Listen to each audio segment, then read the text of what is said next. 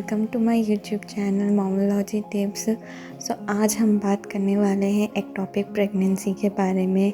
इससे पहले मैं अपने सारे सब्सक्राइबर्स को थैंक यू बोलना चाहती हूँ, और जिन्होंने सब्सक्राइब नहीं किया है please do subscribe and share my video. चलिए देखते हैं what is ectopic pregnancy and it's symptoms. Ectopic pregnancy मेरे साथ हो चुकी है, इसीलिए इसका एक्सपीरियंस मैं आपके साथ शेयर कर रही हूँ।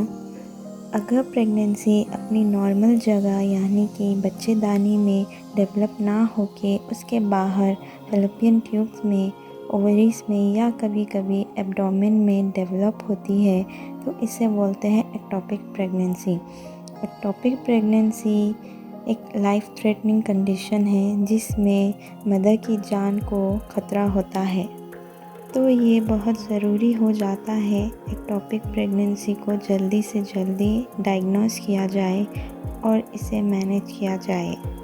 वो सब फीमेल्स जिन्हें प्रेगनेंसी के फर्स्ट 3 मंथ्स में अगर बहुत ज़्यादा लोअर एब्डोमेन में पेन हो रहा है, ब्लीडिंग हो रही है या चक्कर आ रही है, या उनकी पहले कोई हिस्ट्री रही है एक्टोपिक प्रेगनेंसी की, या उनको पता है कि उनकी कोई एक ट्यूब ब्लॉक है या उन्होंने ट्यूबल सर्जरी कराई है, तो उन्हें इमीडिएटली प्रेगनेंसी डायग्नोस होते ही सोनोग्राफी करके ये जान लेना चाहिए कि उनकी प्रेगनेंसी नॉर्मल जगह पे है या एक्टोपिक है। बहुत ज़रूरी हो जाता है क्योंकि ये वो रिस्क फैक्टर्स है जिनके चलते एक्टोपिक प्रेगनेंसी होने के चांसेस बढ़ जाते हैं। और आजकल हाई एडवांस अल्ट्रासाउंड मशीन्स आ गई हैं जिससे बहुत जल्दी यानी कि जस्ट 4 to 6 वीक्स के अंदर अंदर एक्टोपिक प्रेगनेंसी के डायग्नोसिस करना बहुत आसान हो गया है। अब जैसे ही एक्टोपिक प्रेगनेंसी डायग्नोस होती है तो हमें क्या करना चाहिए। अक्सर पेशेंट्स कंफ्यूज रहते हैं कि क्या इसके लिए सिर्फ सर्जरी ही पॉसिबल है या मेडिकली भी इससे मैनेज किया जा सकता है। तो इसका जवाब है यस। एक्टोपिक प्रेगनेंसी को मैनेज करने के लिए डॉक्टर्स के पास दोनों ऑप्शंस अवेलेबल होते हैं, और जहाँ तक बात रहती है सेफ्टी की तो ऑब्वियसली मेडिकल ऑप्शन ज़्यादा सेफ रहते हैं सर्जरी से। लेकिन ये डिसाइड करना कि इनमें कौन सा ऑप्शन रहेगा वो डिपेंड करता है कि मदर की कंडीशन डायग्नोस के टाइम पे क्या है।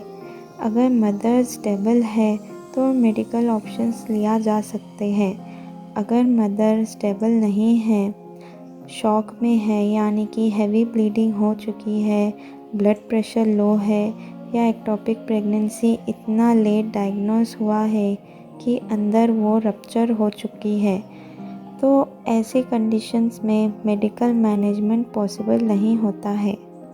डॉक्टर्स को इमीडिएटली सर्जिकल मैनेजमेंट में ले जाना पड़ता है। और अगर बात करें सर्जिकल मैनेजमेंट की तो 2 तरह के सर्जिकल ऑप्शंस होते हैं, लैप्रोस्कोपिक एंड ओपी। जहाँ तक सेफ्टी की बात है और रिकवरी की बात है तो लैप्रोस्कोपिक सर्जरीज हमेशा सेफ़ और रैपिड रिकवरी वाली रहती है। इमीडिएटली भी और लेटर ऑन भी ये हमारे कॉम्प्लिकेशंस को इतना कम करके रखती है कि आगे भी कंसीव करने में कोई परेशानी नहीं आती या चांसेस ऑफ कॉम्प्लिकेशंस कम रहेगी। अगर डॉक्टर्स किसी भी तरीके से सर्जरीज करते हैं तो लोग डॉक्टर से पूछते हैं कि अगर ये फैलोपियन ट्यूब्स में है तो क्या फैलोपियन ट्यूब को बचा सकते हैं या नहीं।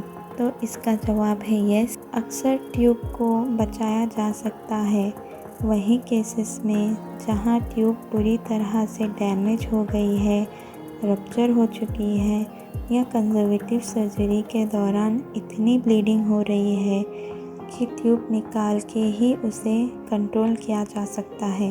सिर्फ यही वो कंडीशंस होती है जिसमें डॉक्टर्स ट्यूब्स को निकालना बहुत ज़रूरी समझते हैं।